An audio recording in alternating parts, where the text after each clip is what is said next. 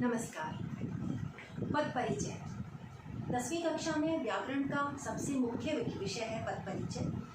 आज हम इस पर चर्चा करेंगे।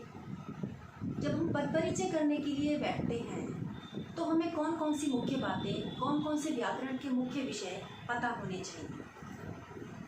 पद परिचय करने के लिए हमें पता होना चाहिए संज्ञा का, सर्वनाम का, विशेषण का, क्रिया का और अव्यय का। अव्यय का अर्थ अधिकतर बच्चे नहीं समझ पाते। अव्यय का अर्थ होता है वो शब्द जिनमें कभी भी लिंग और वचन के कारण कोई परिवर्तन नहीं होता।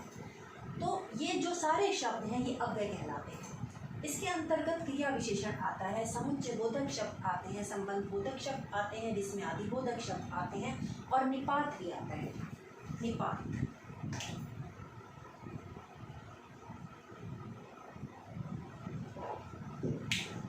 तो हम शुरू करते हैं।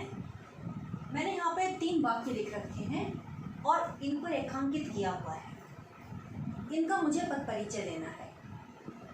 तो जब पद परिचय के लिए भारत की ये शब्द रेखांकित है, अब पद परिचय मैं कैसे करूँ, मैं कैसे पहचानूँ इस पद का परिचय कैसे लूँ। इससे पहले मैं ये बताना चाहूँगी कि पद परिचय क्यों कह रहे हैं हम इसको। शब्द अकेला होता है, लेकिन जब शब्द को वाक्य में प्रयोग कर दिया जाता है तो वो पद बन जाता है। तो यहाँ पर भारत वाक्य में प्रयोग हो गया, इसलिए वो पद बन गया। अब हमें उस पद का परिचय देना है।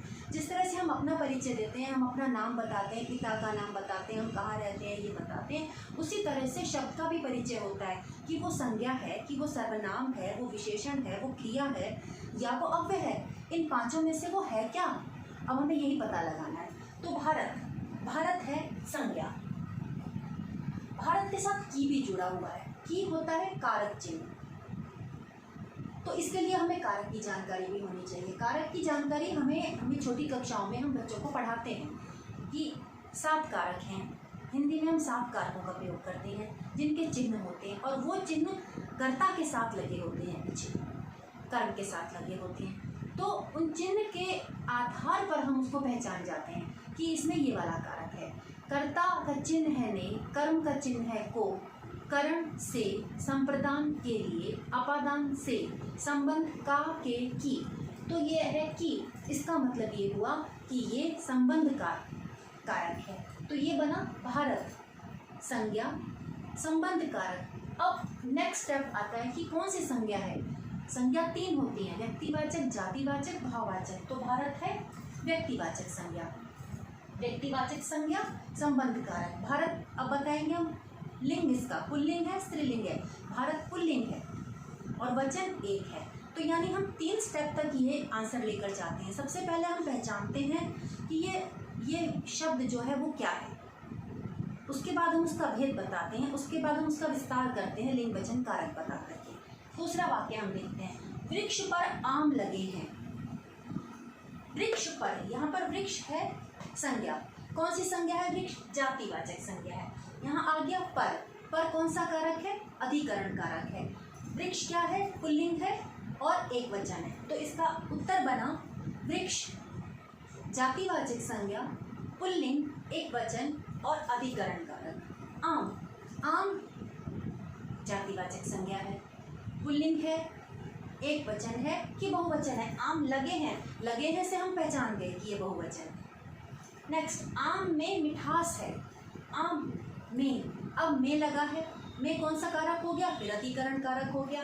तो जातिवाचक संज्ञा, अधिकरण कारक, पुल्लिंग। अब यहाँ पर एक वचन नहीं है, मिठास है, एक आम की बात हो रही है तो एक वचन हो गया और पुल्लिंग हो गया। मिठास शब्द, मिठास है, ये कौन सी संज्ञा है? ये भाववाचक संज्ञा है। हमने कैसे पहचाना भाववाचक संज्ञा को? भाववाचक संज्ञा क्या होती है?